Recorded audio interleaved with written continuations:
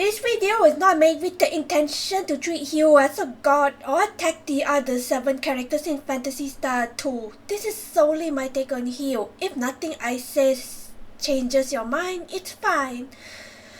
I'm 4 years younger than the Genesis game and would have still been younger than most of the characters in that game when the PlayStation 2 remake came out, and I only played the game in the beginning of June 2025. I was at a rough part of my life not long before I played the game. I'm not suffering myself, but there's a lot of family issues that happened a few months before, but I wonder if I was indirectly part of some of the issues, although there were issues that are way out of my factor. But this is way too personal for a video like this. Do not ask me to address the full story. The only thing you need to know was that I was coded. But it plays a large part for why I sympathize and relate with Hugh. I will for the most part try to avoid bringing up characters from other video games or characters from other titles in this series, but I will bring up some of them because it's relevant to the topic. I wasn't sure if I wanted to make this video around the time I was playing the Genesis run back in mid-September when I was in the Zoris. I had considered not doing this and scrapped it because he just seems like yet another character in an old video game, and there's so many characters to like better in this series. But by the time I was doing my Rudo solo run in mid-October, I made my words, and I want to stand up to him ultimately. I don't think he's a boring one-note character who adds nothing to this game. There's plenty he offers beyond being that early biomonster swatter and kind-hearted man. I will also try not to talk about superficial traits like his character design, which if you see some of my other videos, you will know that I love his PlayStation 2 redesign or informations only found in art books when some of the information might or might not be prototype information, like the autism situation. Everything will still apply whether he has it or not. Be warned that it may sound like I am bashing him more than I am praising him at times, but I will assure you that it's to dig deep into my thoughts, tell you why I think many of these assets are legitimate criticism, digging deeper into my decades of letdown with such universal concepts that happen as far as the classic, and how the ones that do worked out, or even how correcting those criticisms means you actually kill the entire concept. I was interested in the RPG series because of a friend who had an avatar of a certain blonde woman. I still like her stoic yet warm-hearted personality, and I think her design is amazing and unique. Actually, no, and that wasn't the first thing I found out about 2 or the series as a whole. I used to play a lot of JRPGs on the first 2 PlayStation as a child. If you didn't see my Hugh solo run for the remake about how I found this series, it wasn't just the picture of Anna. That picture of her was how I first found out about 2. I was just a child back in 2005 when I saw the box art of Generation 1 for the PlayStation 2. I do remember the cover art for that game, but I never bought it since I had a lot of games and this was in Japanese, which I couldn't read at the time. Sometime around 2009 was when I decided to try one of these series on the PSP. This is the first portable game. I only remember it as an action game with a futuristic setting, as that wasn't my PSP at the time, but it was fun. I snapped a copy of Universe Ambitions of the Illuminus not long after. It looked really nice, though I had no space to save and can't connect to the internet. Though I think by then, Universe's online mode shut down. I was stuck on the first mission because of the boss fight. By today, I realized it was from the 3 Wolf brothers, mainly the Newman one that could have killed me. By the early 2020s, I found Zero and tried it. The 3D graphic is pretty nice for ODS. I was a huge weird because I thought it was cute, but I was terrible in DS games on emulator, so I quit for that point around the second world. I don't think I have the save anymore. I hunted down my save and found it. I still have the save which was in the 1st of September 2020 with a blue head hewn wheel at level 16 for 7.5 hours. The latest area I unlock is the Rio Snowfield, which is the 3rd world, with a handgun equipped because my reflex is so terrible. I usually use ranged weapons in action games if I can. I was generally very inexperienced with the series until 2023, and it took until my solo run to learn the rest of their magical terminologies. When a friend came over in 2020, I was exposed to the GameCube version of the Dreamcast game and played multiplayer. It's very clunky and I had to use a gun because I couldn't do the time hit with a melee weapon. Though I found it neat, and a few years later I played the private version on the PC and had a lot of fun with the female gun using human. I eventually played the base version of Universe with Ethan Weber, and I do like the controls of the PlayStation 2 version more, although the restrictions on guns are a bit annoying. The auto region does make magic more appealing though. Other than Anna's portrait, another thing I found about 2 was there is a girl named Nay from a review of an anime called World War Blue, which had a parody of her. I did see the PlayStation 2 remake of 2 once around the late 2010s when the fan translation is out, and saw Nay and the game's utterly ridiculous dungeon on a friend's data, just grinding in the first dungeon before I saw the portraits of the cast. I only saw Amy's picture for the remake though. I saw a sample of 4 as well, which is very nice looking. It was early on with the basement.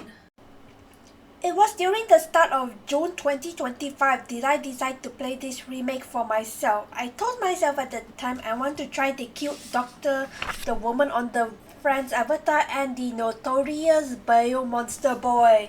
It took a while to get used to the charge attack system, but the music is awesome, so I didn't mind the ridiculous dungeon and training every new character from scratch. Actually, I do like training a character from level 1. If you saw what I said in the beginning, you know what happened when Hugh joined the party.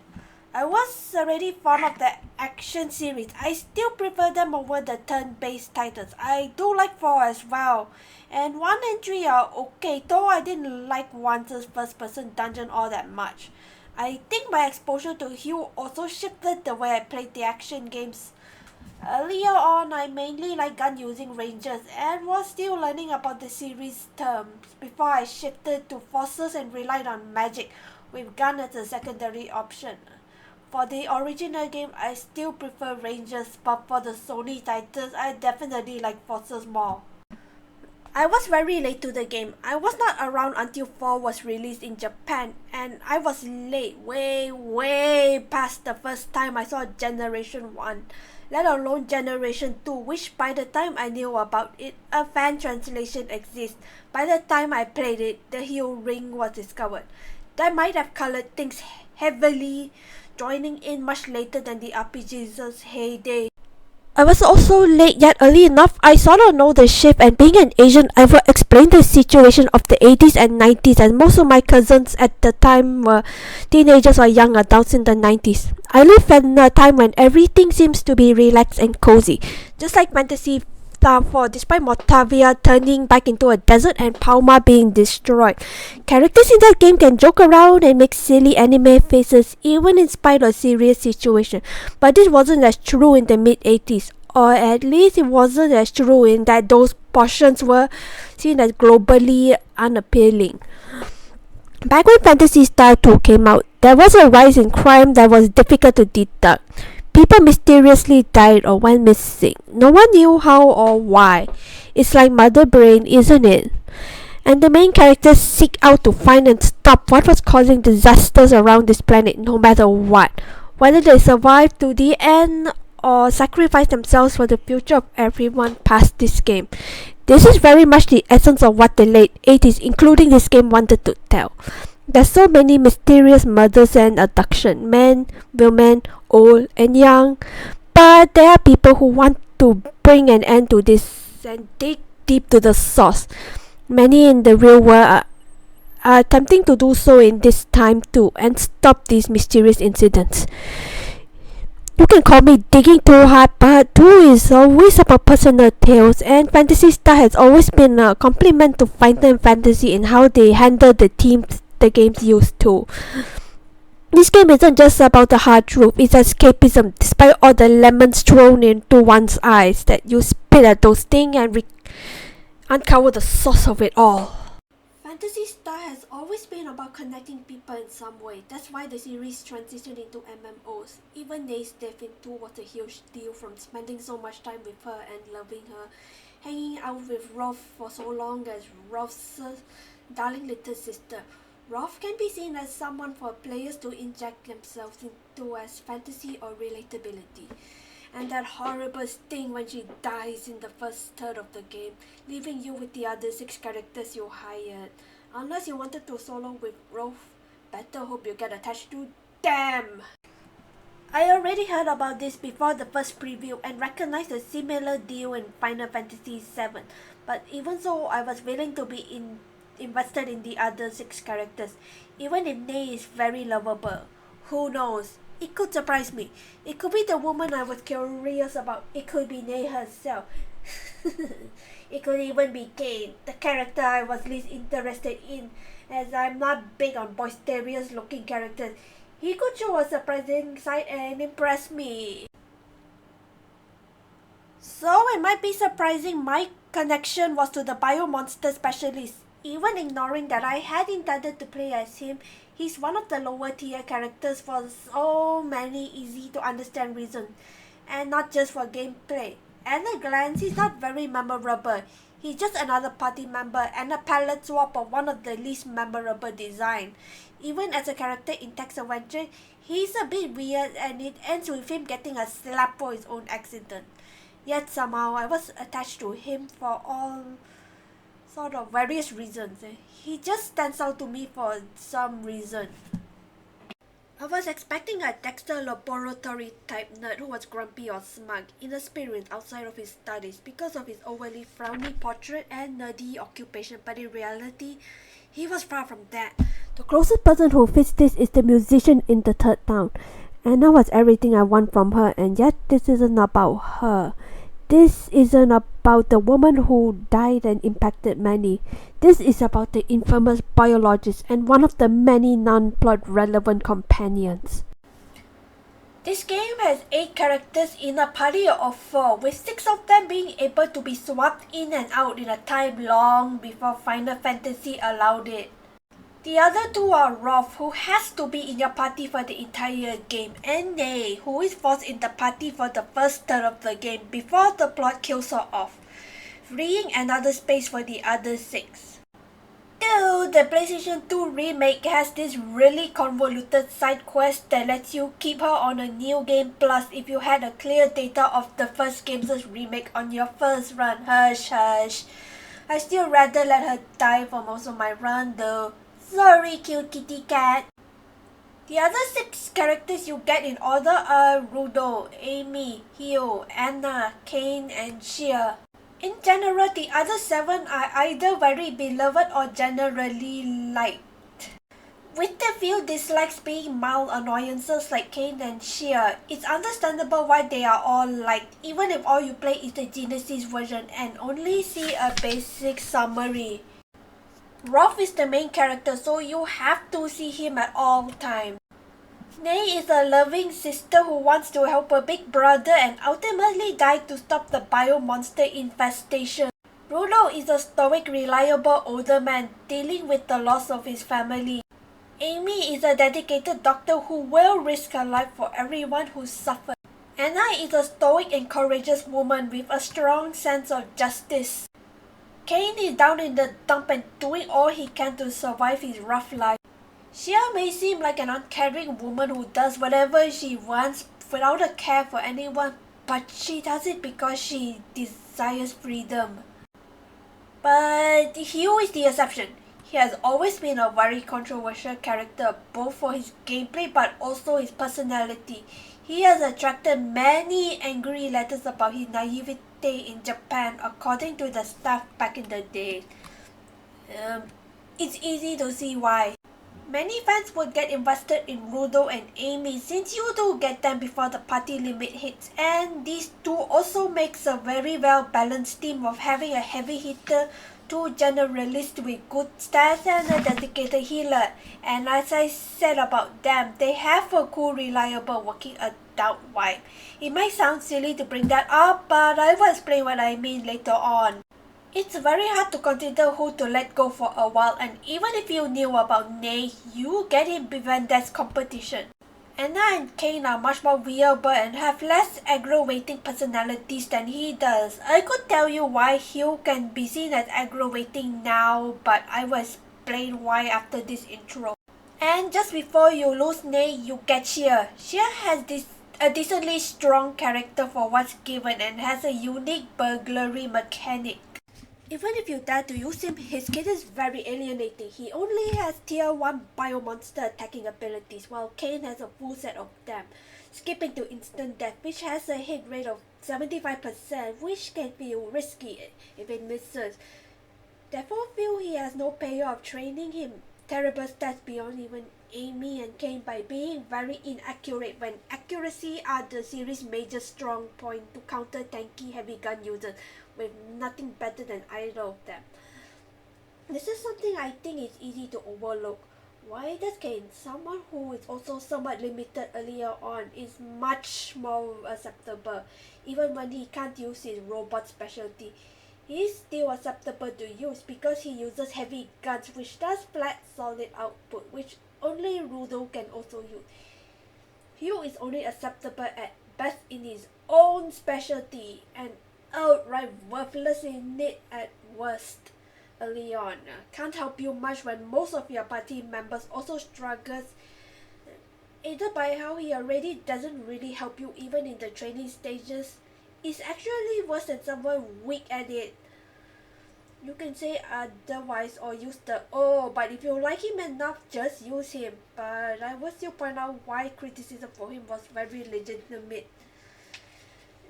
Merit Ann has historically prevented using that from roadblocking many of the characters from beyond just grinding to patch this issue. They can't actually just grind or even bring them in the party 24/7 to rapidly level up due to factors like their abilities they have or lack thereof, or requiring items that has to be hunted in a later location when everyone else doesn't need this item to get it. No amount of level will help them because what they want is plot progression based. Hero doesn't require the plot to use sound word, but this is the best use out of it, and that demands an insanely prolonged period of being passable at best.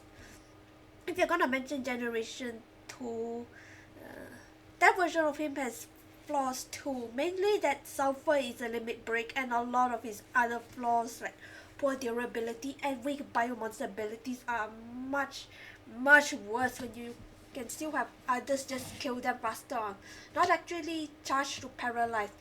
He may have that niche you can take advantage of as Sulfur is universal, but this is still a lot of risk, like risking the chance he flat out dies on you or wipe out the other party members from dragging your battle out.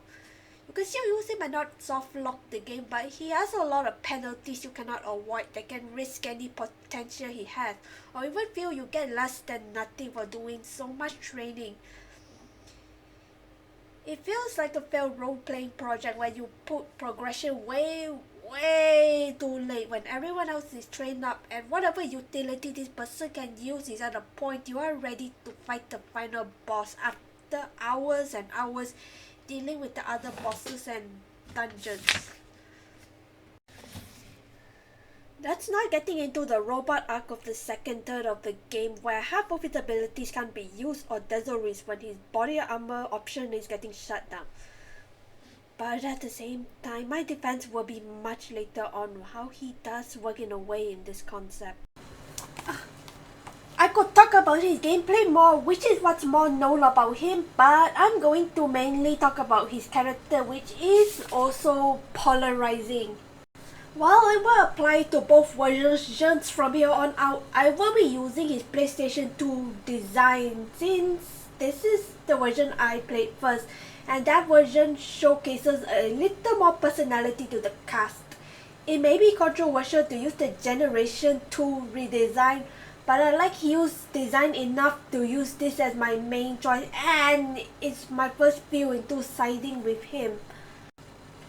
I don't know if he was universally rebel or polarizing with very vocal haters.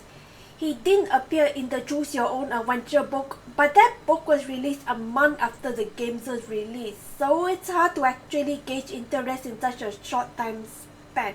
For all I know, he was actually a later implementation after that book has most of its content written, which is why he's so out of place in the game. It did have a very different design for Amy on the cover.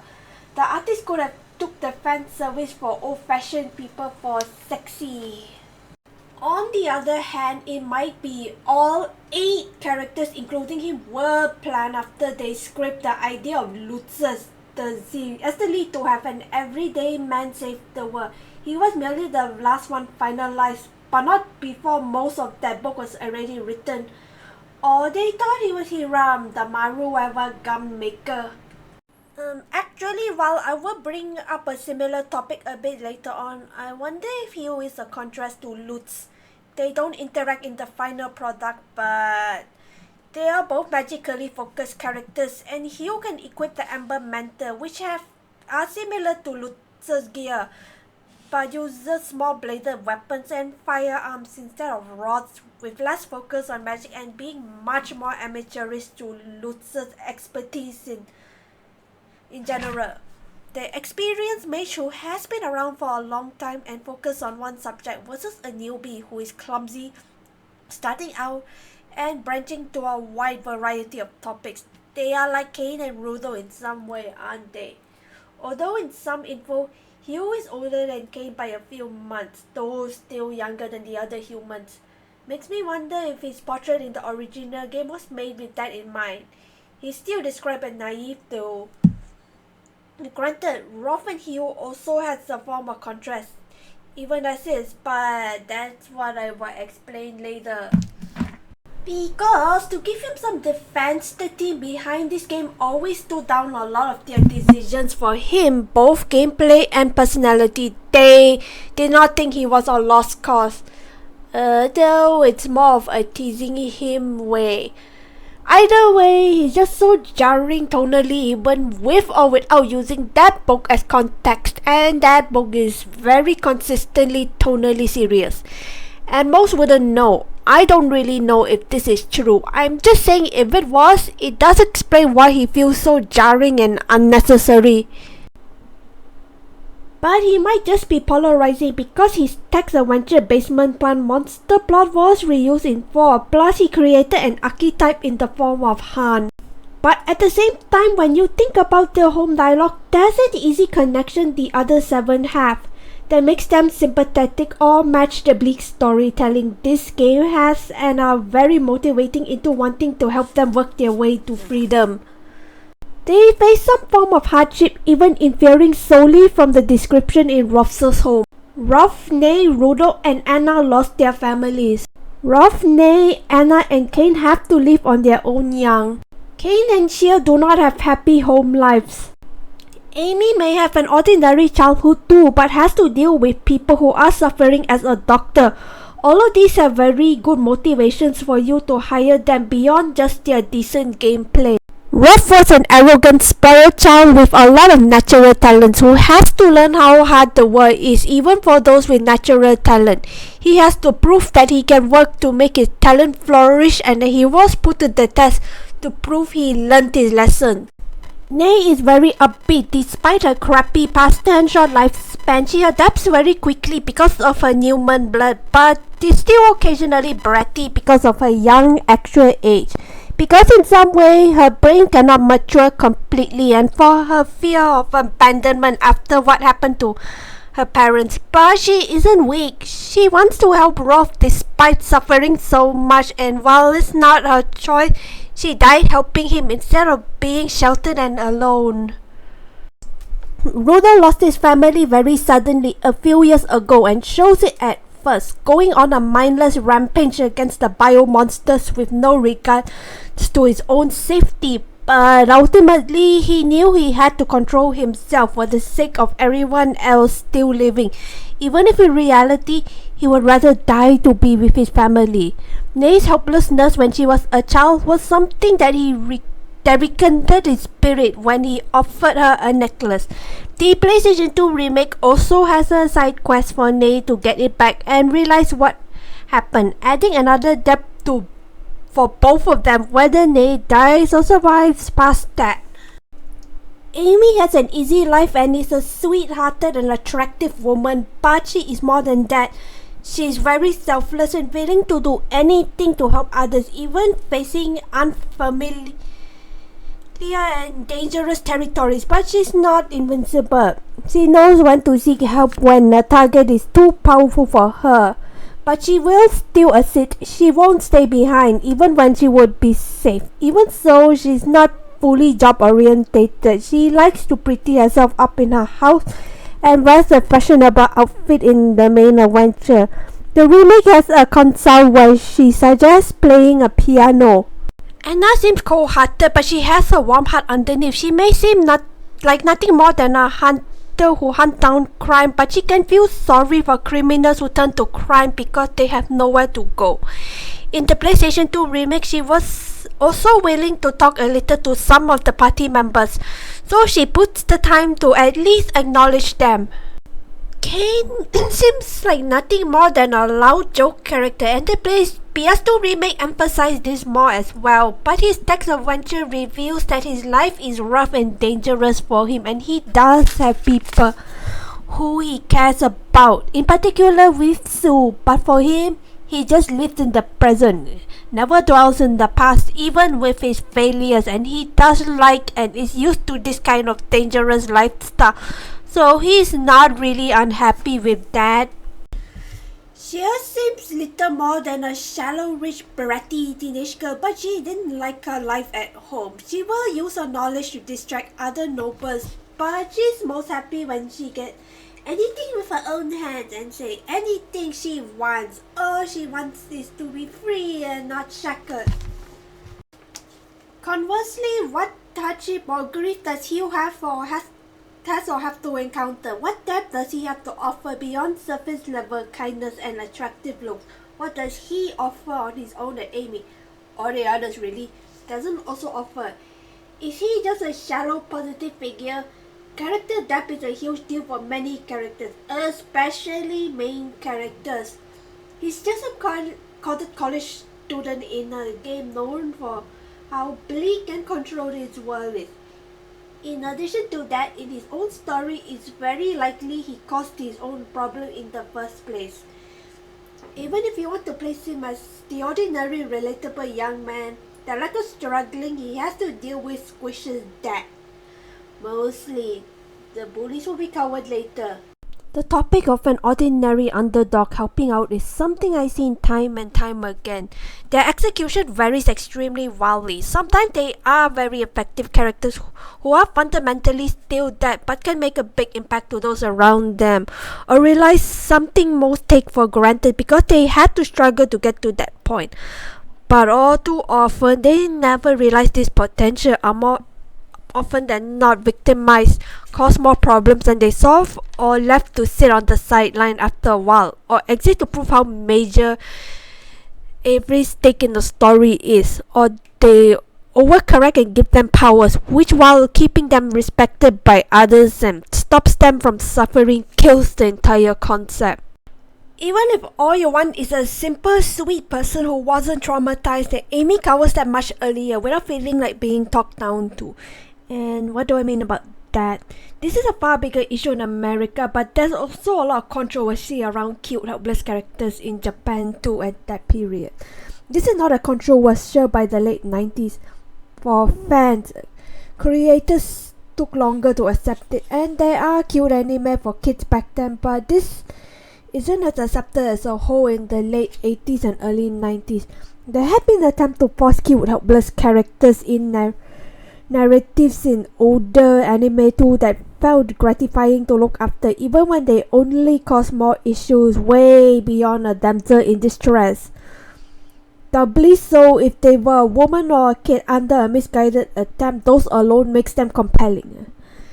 Many, both fans and creators, are frustrated with these characters that ultimately cause many works to get cancelled. Instead would seek to put these characters into the background or make them have more bite. Just like everything else about this game that plays with expectations, Phantasy Star's women are about rejecting helplessness. Sure, they look and act cute, but these are not helpless. Rolf made the mistake to believe Nay needed protecting because of the abuse she suffered when she was on the street. Cher's family made the mistake that she needed sheltering because of her wealth and delicate looks, but in reality, this girl wants to be independent and still be cute and feminine. You may think, isn't Amy cute? She may look very young and petite. She does need bodyguards because she's more of a support than a major damage dealer, but she's someone who refuses to sit back and not assist. She will always want to contribute when she can, and she's a very well put together adult in spite of her looks and gentle demeanor. So it comes to a shock, the game has a Moe character that is presented as delicate in the form of Hugh. When you hear that the bio monster incident is getting dire and you need someone who specializes in it, you might expect someone with bio monster specialty, including dismantling them. Sure enough, they telegraph that you will get assistance. When you return home, you meet this man who looks smart, neat, and well put together. Then you open his mouth. Something isn't right. He's polite to you and tries to be nice, even more so than Amy. Maybe too nice. You expect him to be utterly clueless and way out of league for taking it all so lightly, and you are right. He's not the expert against bio monsters. You would expect such a situation to help you. This is someone who is barely adequate at best, if not an outright detriment to hire, who will burn your finances at worst to keep. So why did they allow him to join? Why would they give you someone that needed protecting? You already have Amy for the sweetness and stable life, and she's nowhere near as helpless. This game is about rebelling against being complacent and becoming weak and lazy, so why did they fall for this? Even Han, a character also designed to be an ordinary, relatable man who has a loving family, who has to deal with an uncooperative school, and a family who wants him to inherit a job he isn't sure about and still trying to discover himself, even in his mid-20s. This isn't drastically dark, but it's something very relatable for most people growing up and adults. As you can see on my caption, Han is insecure of himself as well. Even adults can feel that. Even when they learn a lot, there's a feeling you are still inadequate. There's a lot of adults I know who feel like that. Technically, Hugh is a bit timid himself, but he's better trying to act confident, or at least makes it clear he's very eager to do his job. Even when he's uncertain about his own abilities, that even Rolf feels confident he can be helpful while Han needed prodding. Speaking of Han and the others, with the exception of maybe Nay, especially if you factor in her human age, these casts are mostly in their early 20s. Depending on which book you use, Hugh himself is either 20 himself or only 19. The latter is the latest age used in an art book for Phantasy Star's Force drama CD, and he has the attitude of a teenager. 19 makes more sense because in a lot of ways he's treated like a minor in his own text adventure, which is set shortly before he's hired. Japan treats people under 20 as a minor, and he lives in a law-abiding town, which does explain why the people in the factory considers him a child, lying to them, and he needs a permit to leave his town. In a lot of ways, that makes me think about Final Fantasy's Blue Mages. Even if he's older than the first usage of this class in Final Fantasy V, I did think about this a few times, but with this essay, I will tell it all. For those who don't know what Blue Magic are, they are heavily defined by how you can't really categorize any of their magic, as they are extremely diverse and involve encountering enemies to learn them, not by generic level up. How you get those varies from getting hit by them, using a monster drop, or an ability akin to monster catching. Blue magic can be defined from status effects to physical magic with unusual properties that target stats to healing. The first time I really noticed blue magic was in Final Fantasy IX with Quina, a random character I got just getting lost in the world map and finding a random swamp. I first saw it as Quistis limit break in 8, but it left no impact on me, minus the fact she learns more from monster drops, and the ones I found were all generic attacks, something a different way. I got stuck in that game because the boss is aggressive, so I wandered around. I did frog hunting and saw a guidebook from a relative about how to get her magic. The guidebook is otherwise very low quality and reliant on a paid internet service, but it does tell you how she learns her magic. I did. A bit too much. I hunted everything. I even played this amazingly slow frog catching minigame I have no reflex to do very well in. She has a lot, and I mean a lot, in her pool. She was how I killed this boss.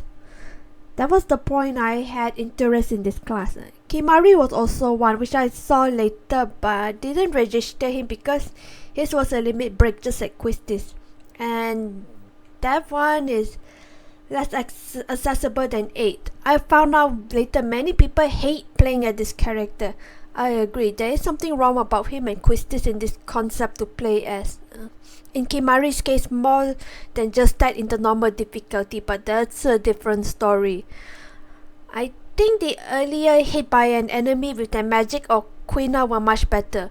Yeah, the struggle from 6, who's an old blue mage, but he's a different beast, being an old man trying to learn new things at his age, partially because he recently adopted an orphan child, which in some way can work with what I say right now, and he learns this by enemy firing off the magic.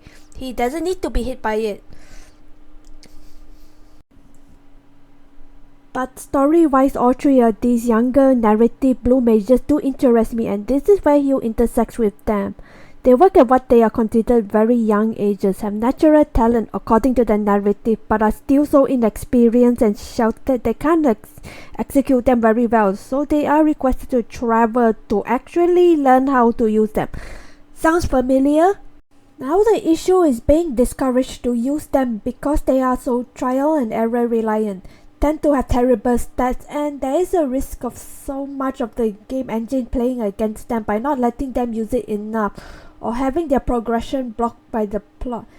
They give enough of a taste of power with Quina by letting you give her very strong blue magic early on if you seek it out, or just play hours of frog catching. But Quistis and Kimari aren't so lucky, as it demands you go to later areas to get their item drops, and they really lowball their power early on, in addition to those magic being blocked by limit breaks, versus having full access at all times, as long as she has MP. Kimari's is worse, as Quistis just needs to have low health to use hers. Hugh is in between, where he doesn't need to be restricted to use his abilities, and it's just the normal magic command, but he has a period he can't use the biomonster based ones, as they only target them, very similar to blue magic that only target enemy levels, and it can be a potential handicap with how extended this period is against enemies. Most others are already not doing very well with themselves. To add a twist to the knife, the reason to trade him is to use a chance-based spell once he can use them again. So the risk all that training amounts to nothing is incredibly high for everything you have to do to put up with a character who up to this point is barely acceptable at best one at an extremely long time, even in his own specialty much earlier on. Nobody comments about this, but that's something else I think was an interesting common root with it and Final Fantasy VII, since most of the comparison was over a dead main character. That game mostly revolves around full-grown adults. Red 13 has the same debatable issues Ney has, but in reverse, being in his late 40s in human years, but 16 in his race years, and Yuffie is 16 with the attitude to match. One appeal about such a cast for works aimed at teenagers was the fantasy of seeing people older than they are, and how they could possibly think and behave. It also adds the bonus that adults find them very relatable. Rolf and Kane are in their early 20s but have mostly settled in different ways. Rolf is very comfortable and rather serious, though still young enough to have a brother-sister bond with Ney. Kane, on the other hand, is constantly moving about but takes it all with stride, even getting along with the people he meets along the way while he's with them. Speaking of Kane, since he and Hugh are very obvious contrasts, but they are pretty close in age, with Kane being half a year older. They are both light-hearted youngest humans of the group, but Kane is more mature, both for being older, but he also has to grow up faster, so even as a teen in Text Adventure, he's very independent and mature, even doing adult things like drinking and driving underage. So even at that age, he has that whole grow up fast situation. I think that's actually something he and Nate, he has a crush on her in the Japanese version, have in common. Hugh though has the youth Kane didn't get and stayed in the same town his entire life. I will cover more around him on his own term once I finish the others. Sia is the same age as Rolf and Kane, but she's interesting in that she acts very immature for her age like Hugh, to an even greater degree in fact. But in her case, it's more like an adult compensating for not being able to enjoy it in her childhood. There are plenty of tales of childish adults who are like this. Amy's a bit further up in adulthood despite looking like a girl in her early teens. She technically just started her business, but she's a lot more put together than the others. Kinda like Han actually, minus Han trying to sort his own life out. Actually, she does meet this hermit named Hein who does look quite a bit like Han, with a similar looking outfit, though Hugh does wear the same coat in his own adventure. In the concept art of Amy wearing his outfit, even their names sound similar even in Japan. Hugh's Japanese name is Huey. Anna has no age given, though she does fit the whole being out there so long in mystery. She's the superhero of this game. Rollo's fairly grown up in his mid-30s. He's over a decade older than the others. He's relatable for older people who have mostly settled or have a family, but younger fans could really look up to what an adult could be like or a parent figure. Ney's interesting since her age is disproportionate to her looks in human years, but she's partially bio-monster, which are considered animals in this universe, so she ages closer to the latter. It's still shorter than the muscat she is created with, though since she is a faulty prototype. She's a mix of being very young yet fully grown at the same time, with her clingy brattiness yet her strong independence and learning fast, but also aging so fast that you can tell she is decaying fast too, with how her growth reflects in particular. Hugh doesn't have much of this adult edge. He is over 18, but for the most part he seems like the team's baby, being very teenage-like. He seems to be a gap between the end of teenhood and only just entering adulthood, despite being in college, with a very free-spirited, relaxed mentality and slightly odd speech pattern most would find embarrassing in a business meeting. It doesn't make much sense to most English-speaking viewers, but his Japanese speech pattern is considered fairly childlike and timid, with a lot of polite speech enders. Amy does use the latter to some degree too, but he's to the lighter degree that he seems very timid. While he does have a job as a biologist as well, this lack of maturity clashes a lot with the adult teaming the other cast have.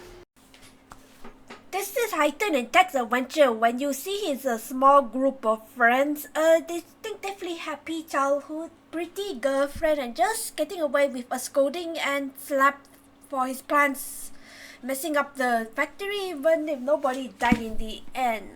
He does have classmates who hate how his girlfriend hangs out with him, and the people in the factory don't want him around and believe he's a liar. Though the classmates are easily cut off with the silly glasses, and the people in the factory doesn't drive him out of their facility.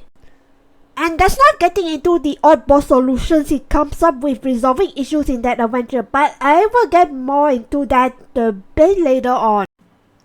His lack of assertive trait is also another issue, where you wonder why such a soft person in body and demeanor would step out into danger when there are others more capable.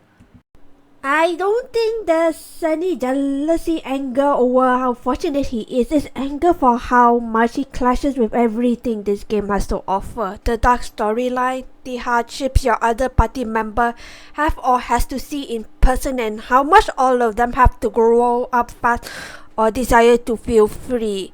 The way the wild algo has been controlled like a machine. Before Tech's adventure, it was mostly leisurely, playing the game, know a little about the characters I hired from their base dialogue. I played it because I want to know more about my party members, and I was stuck in the roll dump because the remake forced this silly chatter to NPC a lot to progress at this time. The party comes off as fairly alright characters at the time, but I did think Hugh's remake design is super cute, so I did his story last to give the others a chance. For the most part, my first impression is still true for everyone else, but I did think Kane is more likable there than he was once I hired him, though I mainly find him slightly obnoxious, not outright disliking main game dialogue. But Hugh and Amy's were done the day after the other 6 characters. Amy is also what I expected, and I do admire her, that she does so much despite her cute dainty look. Hugh case is a long story. It has this laid-back casual tone compared to the other 7. She's not tense either, but she's trying to steal a painting in her story. But despite a plant attacking his college's basement, everyone is so laid back and doesn't seem terribly concerned about that, other than Hugh, and even then, he's still casually talking to them. The pretty girlfriend was both kinda cute. And to be honest, I think she is lucky dating such a cutie. It's cheesy to be dating what is considered the most beautiful girl in school, though they don't seem very close when talking to her. And it seems more like a play date, very short term, and he treats her the same way he does to his own other friends. He does like his friend, but he clearly likes to spend most of his time alone, though I didn't find a storeroom in my first run. He also comes across as a headmaster pet with how the principal can contact him and work in the school at his age.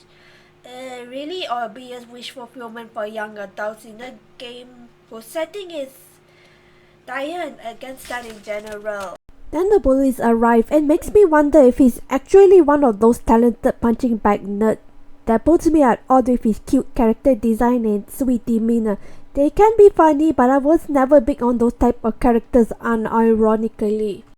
His very interesting solution to some of the puzzles does make sense as someone who plays escape trick room games. And I credit him for looking for whatever he can find in this situation without bringing up how silly some of them are. There's clearly something off about him.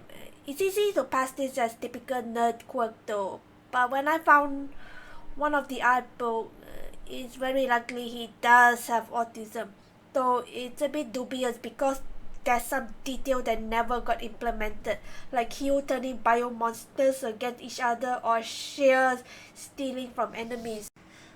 But it was that ending where he finds that he could have possibly mutated his own plans and gets the school annoyed that made me think as well. It's too much to completely throw him under the bus for just one disaster. Mistakes happen.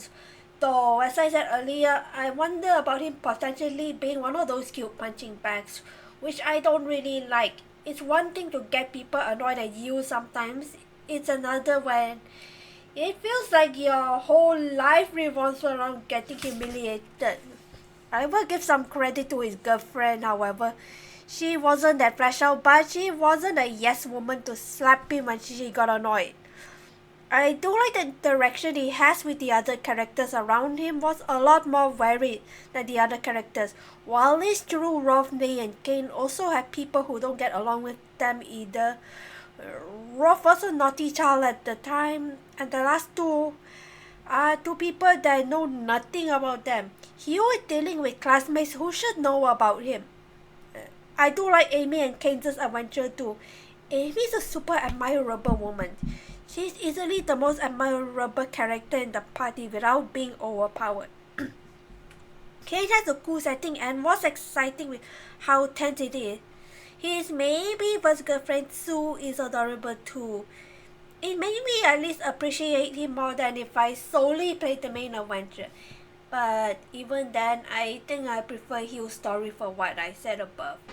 It's cringy when you see the bullies and the mess he does, and while the principal pet situation can easily be cringy or backhanded contrast to how everything actually sucks around him, but he does have real friends in his school.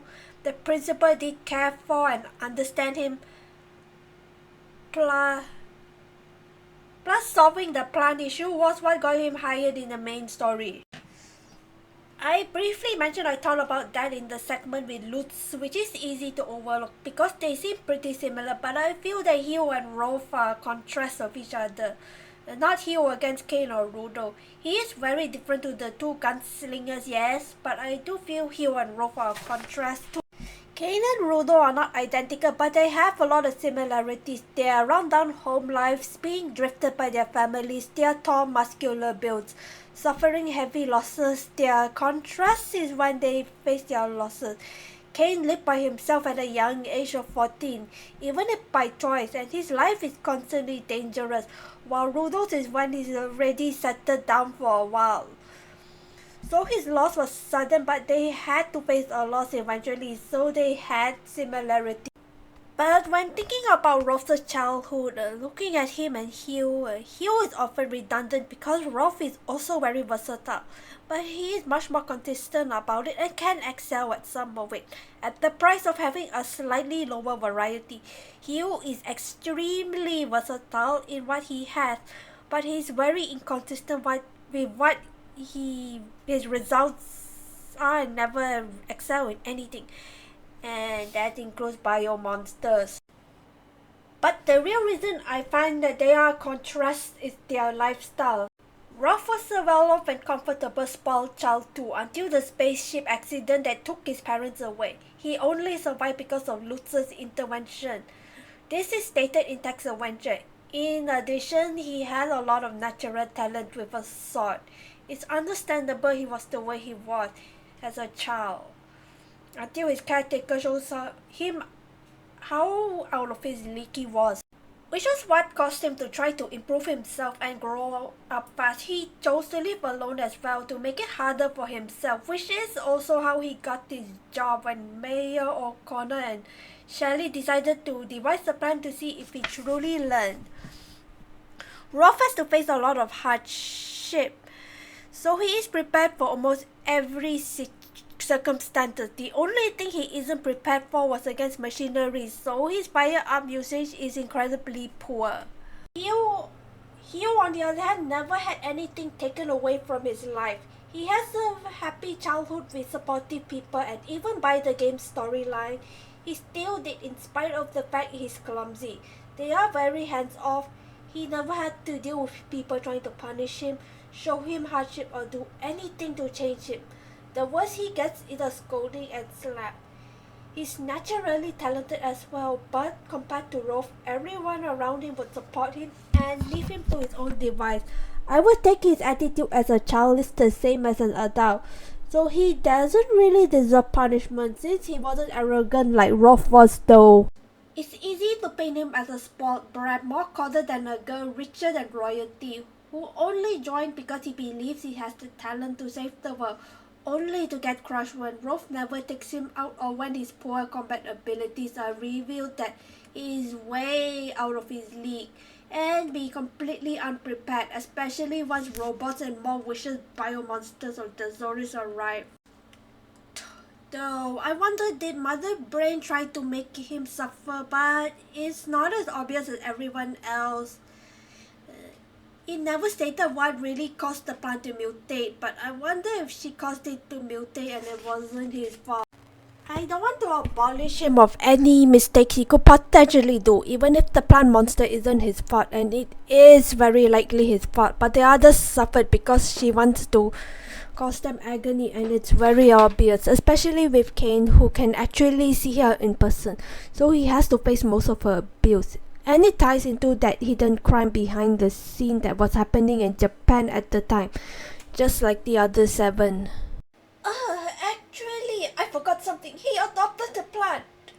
He didn't actually create this himself. It was given to him to examine. He couldn't have known that it would mutate, and he doesn't live in a boarding house, so he couldn't watch it all the time. So by the time of his story, not noticing the temperature right away doesn't actually do anything. It was too late when the plant is in the basement. So she could have sent the plant to his direction to grow. In the end, after the scolding, the school gives him all they can. All they can do is make up for him was to listen to his request, which is to travel to stop the biomonster incident. His biggest issue was that he seems absent-minded and oblivious to others, something that bugs half the NPCs in his hometown, but I will say something about this on my defense later on. In Hugh's case, the most she could do is make him come across as a burden for his school, but he managed to kill the plant before anyone died, so all he got was a slap, but otherwise stayed on, and he never changed his behavior, see any desire to change himself, or get broken inside. But it is easy to think he caused it when he forgets to bring his ID card, doesn't really register why his plant monitor was off initially, or open the case holding the plant to check on it, wear silly glasses to scare off bullies, recalls a friend shooting vending machines, and in general acts like a cutesy, absent-minded child at times than an adult despite his nice looks. Maybe it does make him come across as rather spotless, given she couldn't take anything away from him like she did with the others. Trying to realize this is why it's so hard for me to admit I like this character. I felt like it was mainly his looks in the PlayStation 2 remake and oddball playstyle that motivated me. These characters mainly speak when you hire them and in their ending quotes. It's easy to dismiss it all as a game of the old and move on to 4 or anything past that with much better fleshed out characters that can be talked about beyond gameplay and character design. I want to add to this and say the opinions I found in various fanzines in Japan and the web actually take up a very small portion of this feeling. It merely enhances things, and it's mainly because it's easier to talk about. The major reason which I didn't want to tell too much about was because there is a relative who hated me for being close to my mother, who she hung out with a lot. I won't go too much into it, but I got a lot of scathing comment, and while I wasn't actually bothered by it, my ma hearing it bothers me more. They had a break off a few months before I played Generation 2 for something that isn't related to me, mind you. That's what caused my problems, even early on, even if my YouTube video doesn't show it. I was sucked in real fast because of how sweet and adorable he is, but he reminds me too much of myself, and an accusation I got was how I suck people in with no real effort, and he also got jealous classmates for the same reason. It's actually something guilt related that caused my issue. And I have been talking very poorly about him so far, but hear me out on this. If you do love a character in spite of the discomfort of being too close to home, you need to figure, why do you love them? Characters can have what sounds like unlikable traits: selfish, greedy, rude, and still be compelling. In other ways, will be a very good motivation, hateable villain you just want to kick.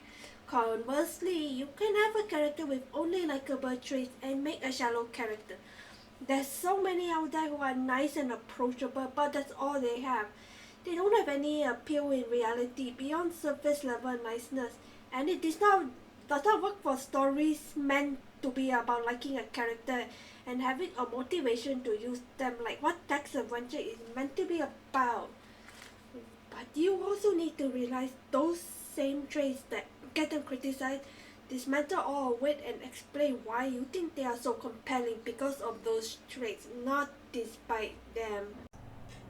And ultimately, I want to stand up to how I feel about him past his looks, and I do feel he has a very good reason to be in the party and why I find him compelling. The cast does live in a pretty crappy setting if you think about it, but at the same time, not everyone has prepared for better either. Otherwise, you can grab all of the shopkeepers to fight for you.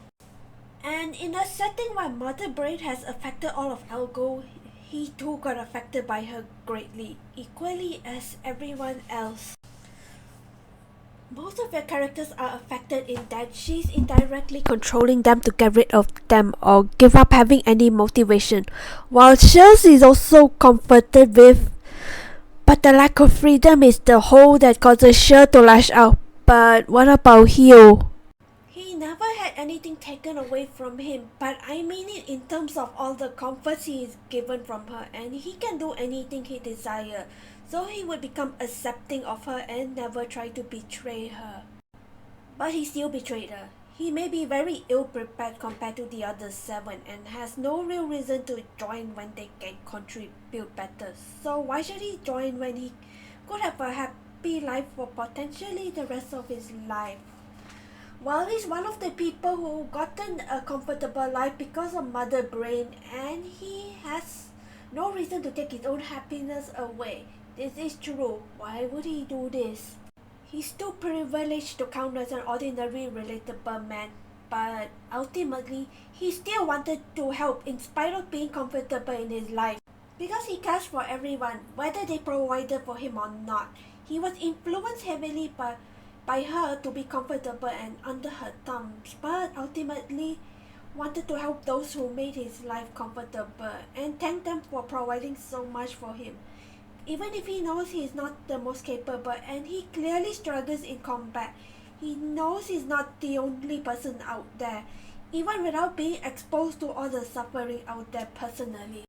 He can make his own decision. He joins solely out of his own decision, the minute he is given an opportunity, something that most of the others are mostly motivated by circumstances firsthand, without anyone to tell him this. Despite knowing there are others much more capable out there.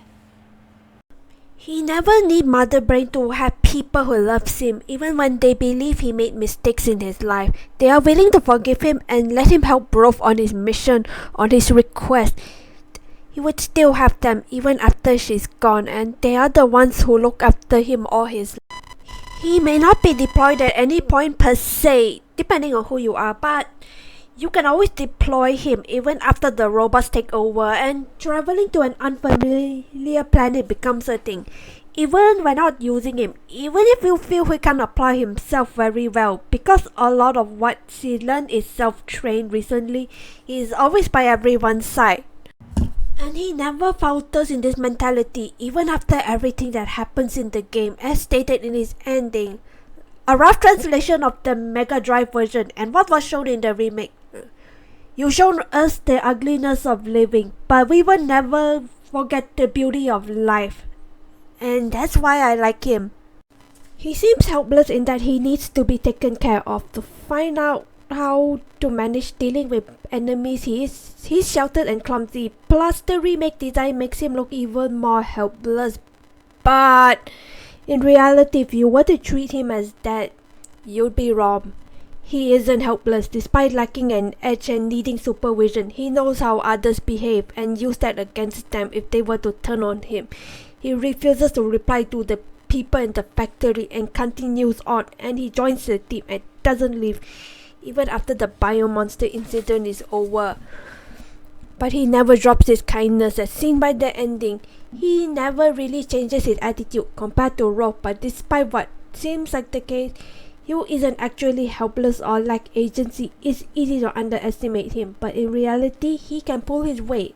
He both accepts and rejects the concept of pure helplessness, but in a very indirect way. He's very inexperienced and needs a lot to grow, but he will pull his weight if given a chance. Even if you let your guard down, he's very deceptive, but still ultimately kind-hearted and idealistic.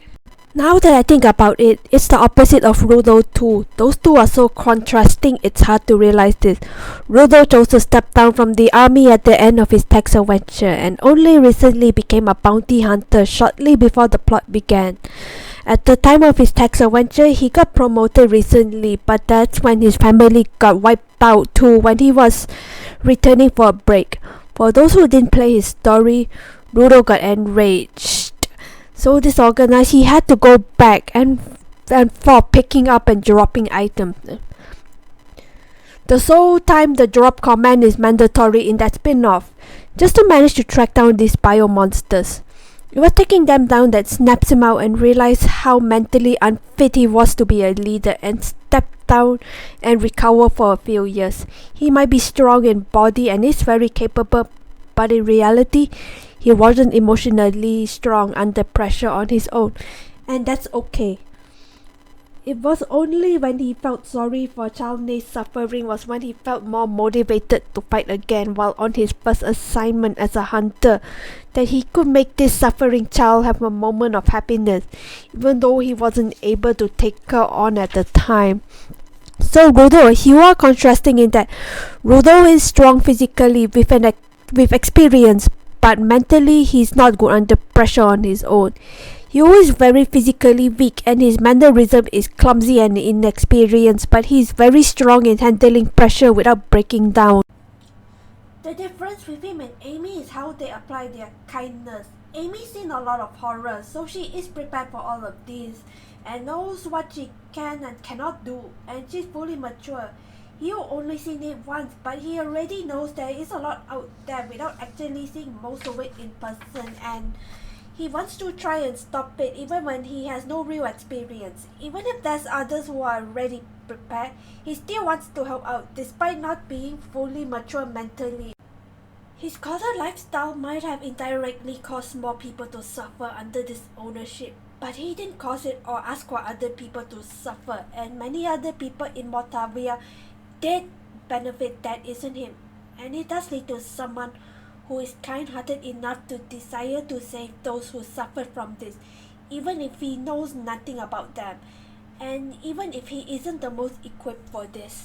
He is very attentive to resolving the plant monster incident despite having no experience with fighting and never considers backing off, just reaching out to stop them even when nobody on the power plant cares about what is going on. He just continues on and just ignores them without kicking a fuss or giving up because they took him lightly. He will use anything, even the oddest items, to reach this goal, like the shampoo bottle. The principal trusts him. Even when he felt he was tired out once the plant had run to the factory, he knew Hugh wanted to continue on and allow him to continue, since he trusts Hugh to finish his goal. That's very likely the reason he allows Hugh to go on this mission, since he knows that Hugh will not back off, no matter how much pushback he gets, even when Hugh barely knows the barest info about killing biomonsters and doesn't actually specialize at it at first. But he's not all serious. Even in this incident, he can still think of other things for a little while, yet not impede himself. Even in a tense situation, he is calm enough he can still think of his childhood or wear silly glasses to annoy the bullies impeding him. He can be lively and playful despite being a nerd, even if most of his liveliness is more apparent in the PlayStation 2 remake. There's another contrast with him and Amy. Amy is very composed, though she can occasionally engage in her hobbies, while Hugh is more inquisitive and energetic. Amy will rely on others once she knows she cannot handle a situation. Hugh will push on, even when others feel he's at his limit. This is something that bit me inside for the entire year, trying to resolve what it is, and I want to answer this. He seems like he's oblivious and indifferent to everything, taking his fortunes for granted. Doesn't care very much for his friend and knows very little of the harsh reality. Even some of the NPCs in his hometown thinks he's very easy to take advantage of. But I think he is more aware than he lets on, given that he can recall a childhood friend when picking up a weapon similar to what this friend used. He's aware of how serious the situation is. He does like the people around him a lot. He's just not very good at expressing it because he's perpetually relaxed and also what's very likely autism. And he will compliment people too if they do well without bringing up his own accomplishment or feeling jealous or envious. Despite what I said about him wanting to resolve things himself, he isn't arrogant and does accept others' achievements. I do like the younger, more idealistic perspectives, whether he's still a teenager or an early adult. I am older than him by now, but I still mostly feel the same as when I was a teenager, so it's a nice relatability in this case instead of being too mature. He's the young acting character who is very free-spirited and not too restrained like the more mature cast can be, even without having a lost childhood, without needing or wanting to grow fast. That's a fun appeal and relatable too, even for some adults.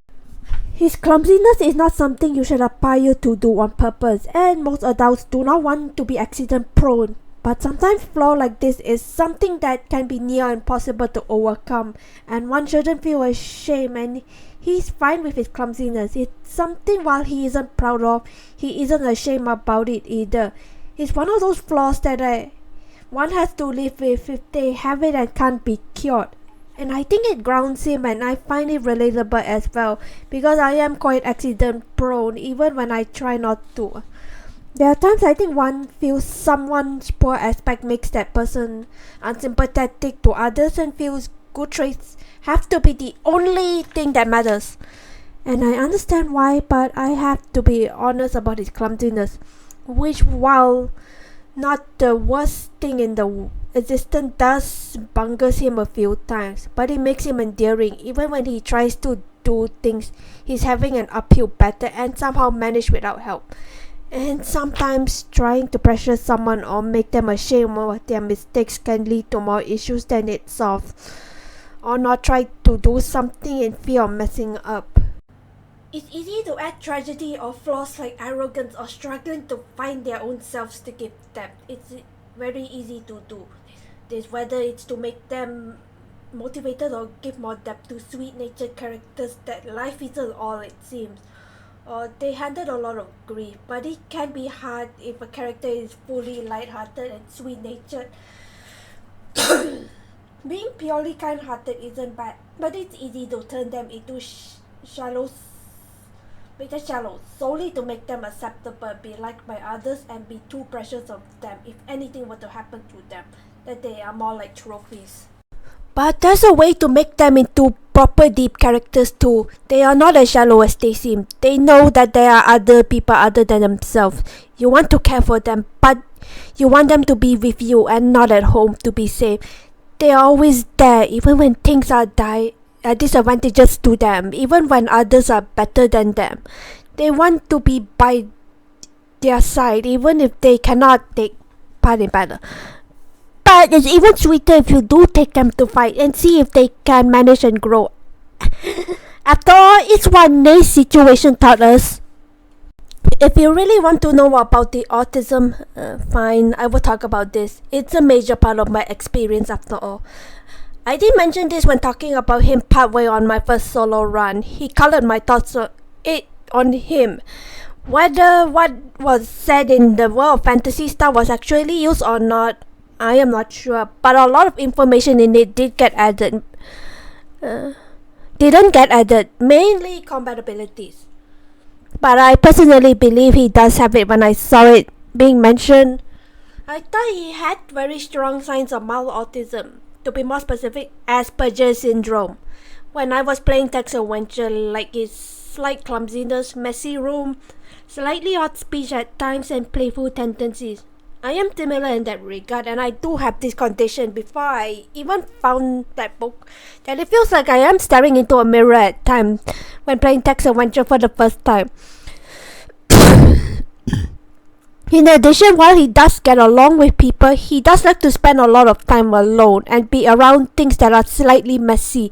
He's at ease when you take him to the storeroom to play by himself. He doesn't hate people and can be close to them, but he's at ease by himself for the most part. Even in the PlayStation 2 remake, it's noticeable he doesn't interact with the other party members outside of introducing himself to Rolf in the various intros, but he does have a pretty high amount of item crafting partners. So it's pretty clear you have to be able to work on something to interact with him, something the people in his school is able to do. He's somewhat single-mindedly focused on tasks, which I should know. I can fall into that pitfall a lot as well. This makes even more sense with how you unlock his particular character dialogue. He's the final one you can unlock, and it's after Hiram invented Maru Weather Gum. I thought it was really neat relatability if he really does have it. He wasn't crippled or used for sympathy, but he wasn't put on a pedestal or worried either. Keep in mind, I don't think all quirky nerd characters are autistic, but it was quite noticeable with him, and as I said, it was mentioned in one book. Maybe you think I am looking too much into this, but I do believe what was said in this book is true in this case. As for gameplay, I do not think he's a good crush character, but he's not a high growth character either. Do you want to know what I think he actually is even in Genesis? Magical power, aka he is a growth character but not in terms of his stats. I know you're laughing at me, but allow me to explain why I say this. He does have one of the worst growth in the game, and he does have the lowest maximum defense without shields, plus the early game enemies are what these spells worked on. So it's easy to assume he's meant to be an early game user like Amy, and they are. Keep in mind about Amy is that while she can still offer something unique like stacking two defense buff together and be useful with spells not taking up inventory with splash shield and antidote, so the others can focus on attacking. Her stagnant stats can make it hard to justify her once you get the equipment spells. But he's a blank slate when you get him compared to your other characters, and only on par with an average character at best for a very long time. It makes sense he has to grow when he's trying to learn what he wants to do in his future. The only thing he knows is this has to be related to plant life, but he likes animals as well, and he dabbles a lot to even side activities in like the general magic spell. Even if he only learns up to mid-tier in those, it's still a form of growth.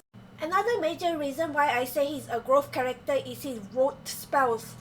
They do not have perfect hit rates indeed, many games it's more practical to get a weapon that have this property as they do damage.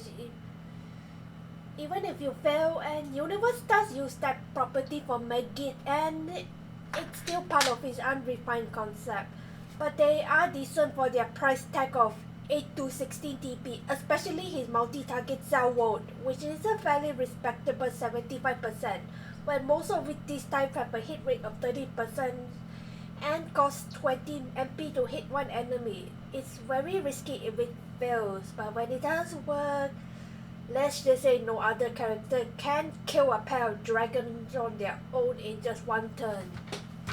He may not be that needed or required per se, and he is ill-equipped for battle, both for the aforementioned reasons and his pacifism, but he can try to contribute. Even if he's not the best at it, he can try. Even if he fails, he can either fix it up or try again if he has the resource. It might be impractical to waste resources like this, but he has to try. Even when it's tempting to drop him when the robots take over Mortavia, when he is faced with something unfamiliar to him, same with the Zoris, when he can't equip the body armor there, he can try to manage. He is never the greatest in any setting, but he can manage to some degree. And it makes him compelling to me in a different way from the other 7, who are compelling themselves. He's not a super major character. He will never be Rolf and Nate. None of the 6 characters, you can hire whatever match them. You can remove all 6 of them and the plot will still be the same. But even so, they all matter. Text Adventure is a game you never have to play to get more of the main story, but it makes you at least know a bit about how your party members function in their lives. You wouldn't see in the main quest. In short, Rudo's tragic because of how sudden his loss is, yet he kept being strong mentally, and in expanded materials made a little girl happy, made him recover at least a little. He almost fallen to his crushing despair, but he ultimately kept up, even if it's for others at first. Amy is the other character with an easygoing life, but she is fully mature mentally and has helped a lot in her life, like a doctor should be in this game's crappy world as one of its ray of light. The one that has been used to seeing all the horror before her eyes, but doesn't get tortured and accepts it all while dispelling all of it the best she can. Anna is particularly rough on the edge, seems to be alone her entire life and full of herself, but she has a strong sense of justice and she knows that some people turn to crime just to survive.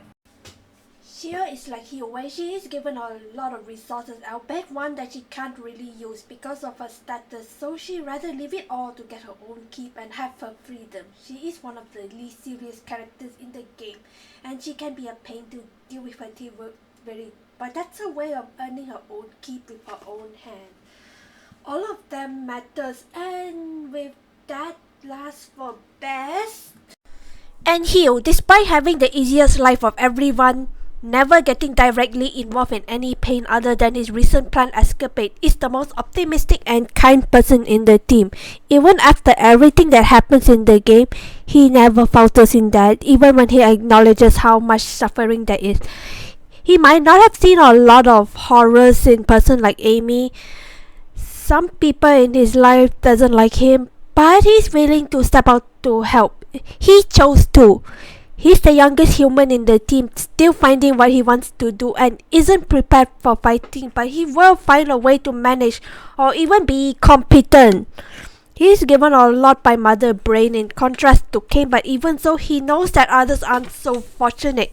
If you remove him, not a lot changes. That's true. Since he doesn't appear in one early well, technically he fills his role.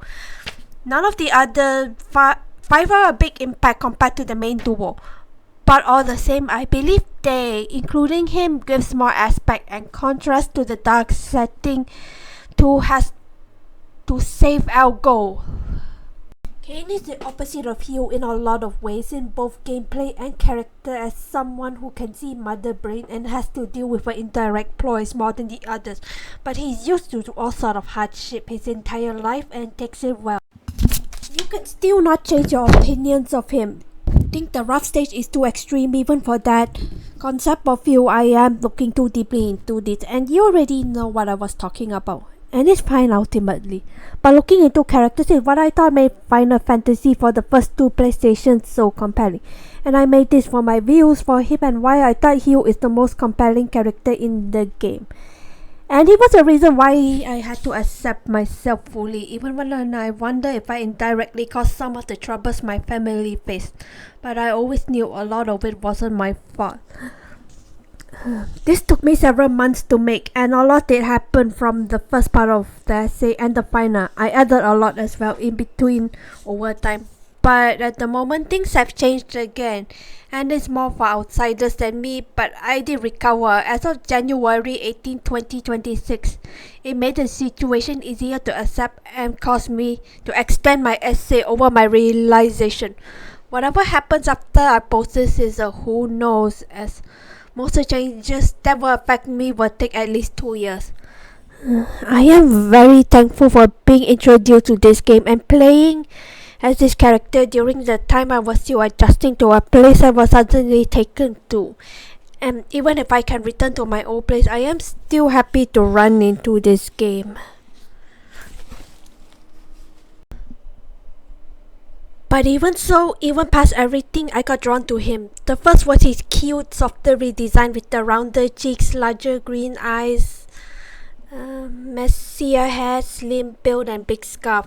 Next was the relatability in Text Adventure. I like his slight slobbiness and strong signs of autism It's hard not to feel attached and want him to do well, from this barely functioning college student to someone who can bring dark files and murder brain down their feet while adjusting to the changes in my life.